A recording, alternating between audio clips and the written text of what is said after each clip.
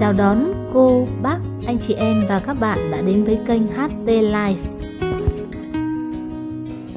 Làng cổ Hallstatt ở nước Áo là một thị trấn nhỏ, nằm ở phía tây hồ Hallstatter Sea, bao quanh bởi những dãy núi trùng điệp. Hallstatt được biết đến bởi di sản văn hóa thế giới được UNESCO công nhận và còn là một trong những thị trấn trung cổ đẹp nhất châu Âu. Làng cổ Hallstatt là một điểm đến không thể bỏ qua khi bạn tới thăm nước Áo. Hallstatt, ngôi làng kiêu hãnh với lịch sử 7.000 năm của nước Áo. Trải qua nhiều biến động của lịch sử, làng Hallstatt vẫn giữ nguyên nét quyến rũ lâu đời. Với địa hình đồi núi quanh co, dọc qua những đường hầm dài cũng là một trải nghiệm thật là tuyệt vời khi bạn đến với làng cổ Hallstatt. Danh xưng ngôi làng khởi nguồn từ văn hóa Hallstatt, trung tâm của văn hóa châu Âu. Hallstatt tựa lưng vào núi kỳ vĩ, mặt hướng hồ nước đẹp nhất nước Áo, khung cảnh ngoạn mục của thiên nhiên mang cho những khách du lịch tới nước Áo những trải nghiệm thật khó quên. Có rất nhiều mỹ từ dành tặng cho nơi đây như là ngôi làng cổ tích, thị trấn bên hồ đẹp nhất thế giới, ngôi làng huyền thoại với vẻ đẹp bình yên, nên thơ mà bất cứ du khách nào cũng phải đắm say khi tới đây.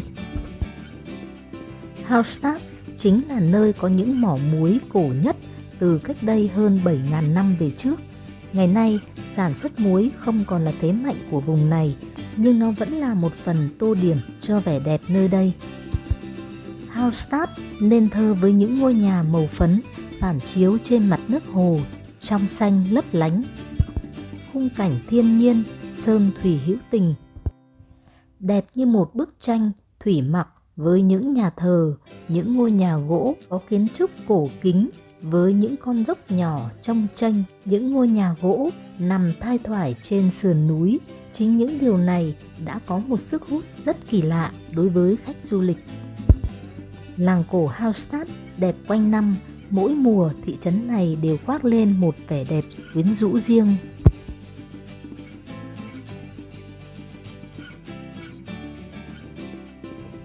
Tản bộ trên những con đường mòn ven hồ và chiêm ngưỡng ngôi làng đẹp như tranh vẽ và tận hưởng một không khí thật yên bình nơi đây.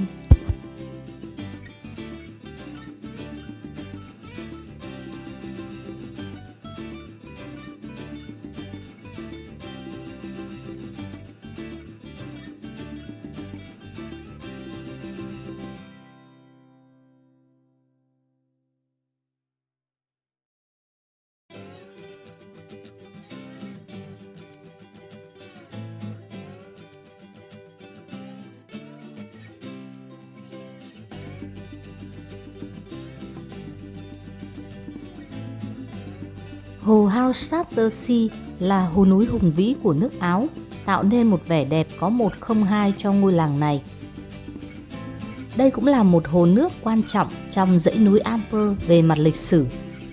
Có phong cảnh núi non thật tuyệt đẹp và cũng là điểm đến cho những du khách đam mê những hoạt động ngoài trời.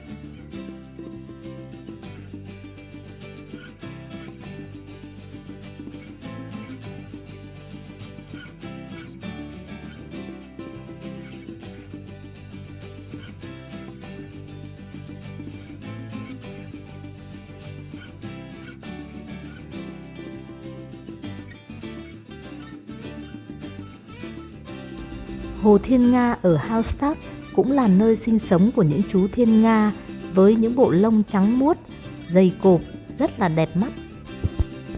Quang cảnh hồ nước và những khung cảnh núi non hùng vĩ nơi đây thật là tuyệt vời. Và Hồ Thiên Nga này rất hiếm khi bị đóng băng ngay cả trong khi thời tiết giá lạnh.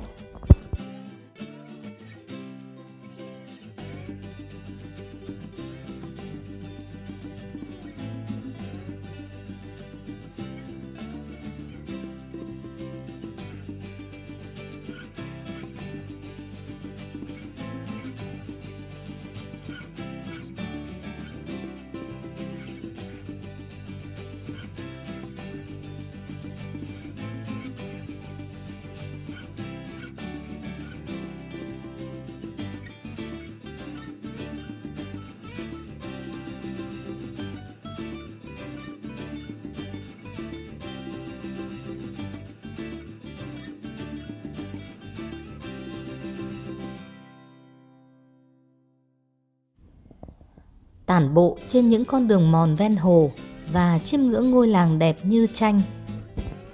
Bạn sẽ ghé thăm quảng trường chợ cổ được bao quanh bởi những tòa nhà gỗ cổ mang phong cách house với những ban công phủ đầy hoa rất là lãng mạn, hay những dãy cây leo phủ kín những bức tường sơn họa rất là sinh động.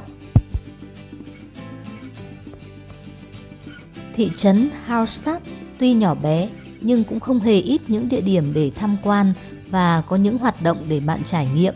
Chỉ đơn giản nhất là bạn có thể tản bộ trên những con đường mòn ven hồ hay lang thang vào những ngách nhỏ trong làng, chiêm ngưỡng các dãy nhà mang phong cách house độc đáo. Đó là những ngôi nhà nhỏ, gỗ xinh xắn nằm trên các bậc thang được tô điểm bởi các giàn hoa rực rỡ. Với vẻ đẹp thơ mộng của thiên nhiên và sự cổ kính của lịch sử, Hallstatt không chỉ được mệnh danh là hòn ngọc của nước Áo mà còn được UNESCO công nhận là di sản văn hóa thế giới năm 1997 và đã trở thành một trong những ngôi làng đẹp nhất thế giới. Âm thanh mà du khách sẽ thường nghe thấy ở nơi đây chính là tiếng suối róc rách chảy quanh làng. Có lẽ Hallstatt là một trong những điểm đặc biệt mà rất thích hợp để các đôi tận hưởng những kỳ nghỉ trăng mật thật ngọt ngào và lãng mạn. Nếu bạn có dịp tới châu Âu và đang muốn tìm một thành phố du lịch mang vẻ đẹp cổ kính, lãng mạn, thì thị trấn Hallstatt tuyệt đẹp của nước Áo sẽ là một sự lựa chọn dành cho bạn. Những phong cảnh và quang cảnh nơi đây tuyệt đẹp hơn một bức tranh, thực sự cuốn hút bạn. Những lịch sử lâu đời cùng với những kiến trúc độc đáo đã tạo nên một Hallstatt thơ mộng và ấn tượng đối với những khách du lịch tham quan nơi đây.